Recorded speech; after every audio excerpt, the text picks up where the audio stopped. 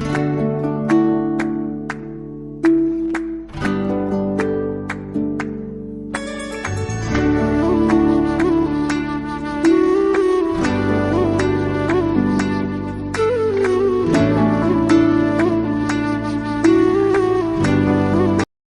जी।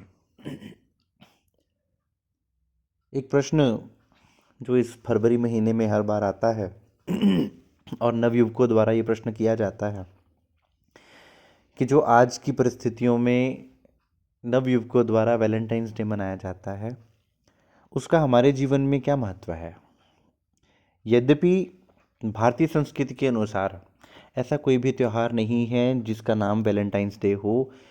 क्यों? क्योंकि यहाँ प्रेम को एक नई परिभाषा दी गई और यहाँ प्रेम हमेशा से ही रहा। तो इसके लिए कोई नया दिन मनाना मैं समझता हूँ कि आवश्यक तो नहीं है। लेकिन अगर आप ये कहें कि नए ज़माने के साथ हमें भी बदलाव लाना चाहिए, हमें भी बदलना चाहिए, तो मैं ये कहूँगा कि इसको वैलेंटाइंस डे की महत्वता को अगर आप समझना चाहते हैं तो इसके इतिहास को थोड़ा सा आपको जानना चाहिए कि उस समय संत वैलेंटाइन जो हुए थे उनको प्रेम के लिए फांसी पर चढ़ा दिया गया था राजा क्लाउडियस द्वारा। और वो प्रेम आत्मिक प्रेम था, वो प्रेम सांसारिक प्रेम नहीं था, जिसको आज हम केवल और केवल सांसारिक प्रेम समझकर संसार में एक दूसरे को प्रेम विवाह के रूप में या प्रेम संबंध के रूप में बांध कर या उस प्रेम संबंध के रूप में अपने साथ जोड़कर इस वैलेंटाइंस डे को मनाते हैं। तो अगर इसको आप अध्यात्म की दृष्टि से देखें तो आपका हर दिन ही वैलेंटाइंस डे होता है।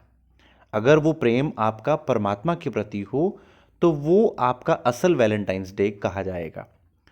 तो उसको 7 दिनों में बांटा जाता है। मैं अब आपको एक एक करके एक एक दिन का महत्व समझाने का प्रयास करूंगा ताकि आप उस अध्यात्म, उसके गुज को, उसके रहस्य को समझ पाएं कि उसके अंदर कौन सा रहस्य छुपा हुआ है। पहला दिन जिसको सारा संसार 7 फरवरी के रूप में मनाता है, रोज़ डे, यानी कि गुलाब दिवस के रूप में।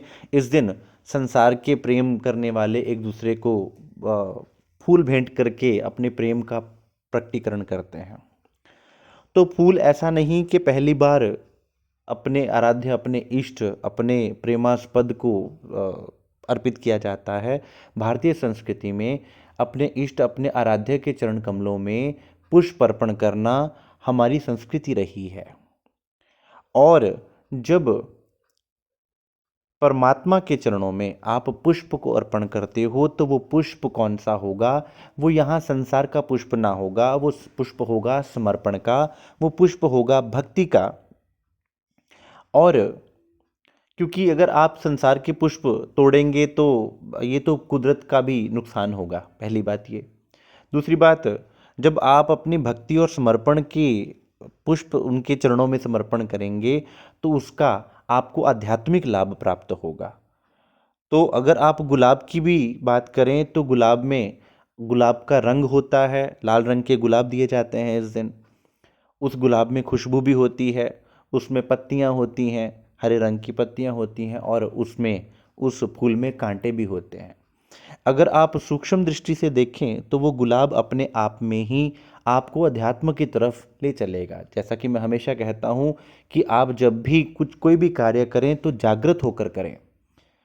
तो अगर आप जागृत होकर देखें तो वो गुलाब का फूल आपको परमात्मा के ज्ञान से जोड़ सकता है। जैसे उसका लाल रंग क्या है?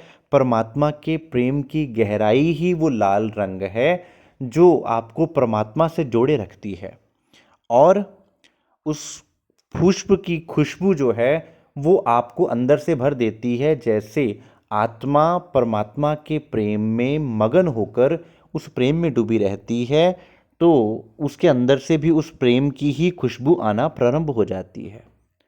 हरे रंग की पत्तियां अर्थात कि उस पुष्प को बढ़ाने के लिए, उस प्रेम को बढ़ाने के लिए, उसमें एक नया रंग भरने के लिए, जीवन देने के लिए कि वो प्रेम क्या है? वो प्रेम मृत नहीं है, वो प्रेम शरीर का प्रेम नहीं है, वो प्रेम जीवंत है। ऐसा प्रेम है परमात्मा का। संसार का प्रेम तो ऐसा है कि एक दिन रहेगा, 2 दिन रहेगा, कुछ साल रहेगा, कुछ महीने रहेगा। जैसे ही उम्र बढ़ेगी, जैसे ही शरीर बूढ़ा होगा, वो प्रेम खत्म हो जाएगा। लेकिन परमात्मा का प्रेम ऐसा है कि वो आपको अखंड जीवन देगा।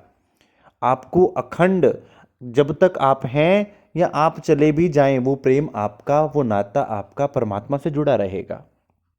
और कांटे क्या हैं, ये सबसे बड़ी समझने वाली बात है कि जब हम किसी को पुष्प अर्पण करते हैं तो उसमें कांटे भी होते हैं। वो कांटे क्या हैं, हमारे अवगुण, कि हे परमात्मा, मैं सब विध तरह से तुम्हारे चरणों में समर्पित हूँ। मेरे गुण, मेरे अवगुण, मेरी अच्छाइयाँ, मेरी बुराइयाँ तुमसे छुपी नहीं हुई हैं। और प्रेम का तो मार्ग ही ऐसा होता है कि अपने प्रेमास्पद के आगे आपको अपना, जैसे आप हैं वैसा ही आपको समर्पण करना होता है। तो और परमात्मा इतने मेहरबान है कि वो आपके अंदर से विकार को निकालकर, उन कांटों को इग्नोर करते हुए वो आपको अपनाते हैं और आपके विकारों के होते हुए भी आपको मुक्ति के मार्ग पर लेकर जाते हैं। तो आपके कांटे कौन से हुए, आपके विकार हुए, आपके अवगुण हुए। तो इसलिए मैं ये कहूँगा कि रोज़ डे को सेलिब्रेट करने का सबसे अद्भुत मार्ग ये है कि इसको आध्यात्मिक रूप से जोड़ा जाए, कि आप उस पूर्ण ब्रह्म परमात्मा के चरणों में अपने प्रेम के, अपनी श्रद्धा के, अपने समर्पण के पुष्प अर्पण करें।